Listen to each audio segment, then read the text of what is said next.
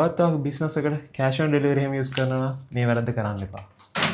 ගොඩක් වෙලාවට මේක වැලිඩ් වෙන්නේ බයර් කෙනෙක් අපේ වෙබ්සයිට් එක through cash on delivery order එකක් place කරාම. මේක මට මේ ළඟදී වෙච්ච example එකකින්ම මම explain කරන්න. බයර් කෙනෙක් මගේ අර tech accessories business එකෙන් order එකක් දාලා තිබ්බා. ඒක cash on delivery order එකක්. ඉතින් අපි normal cash on delivery එකක් එයාට යවුවා. හැබැයි ගියාට පස්සේ බයර් කියනවා මේ delivery fee එකක් ඕගොල්ලෝ අරගෙන තියනවානේ කියලා. ඒ හින්දා එයා package එක ගන්නද reject කරලා. ඒකෙන් සම්පූර්ණ බයර්ගේ පැත්ත වැරද්ද තියෙන්නේ. මොකද වෙබ්සයිට් එකේ clearly mention කරලා තියෙනවා ඔක්කොම ටෝටල් එකයි එතකොට ඩිලිවරි ෆී එකයි ඔක්කොම. ඒ ඉතින් මොනවා කරන්නද බයර් කැමති නැත්නම් අපි ඒක රිටර්න් කරගන්න ඕනේ. ඉතින් මම මේක ඉගෙන ගත්ත දේ තමයි අපි cash on delivery order එකදී අනිවාර්යෙන් බයර්ට කතා කරලා කියන්න ඕනේ මෙන්න මේ ගාන තමයි product එකේ amount එක. එතකොට මේක තමයි delivery fee එක කියලා. ඒ වගේම තව දෙයක් cash on delivery orders වල අනිවාර්යෙන්ම අපි package එක courier service එකට බාර දෙන්න කලින් ඒ බයර්ට චුට්ටක් call එකක් දාලා බලන්න ඕනේ ඒ phone number එක වැරදිද කියලා. මොකද සමහරක් අය වැරදියට phone numbers දාලා තියෙනවා.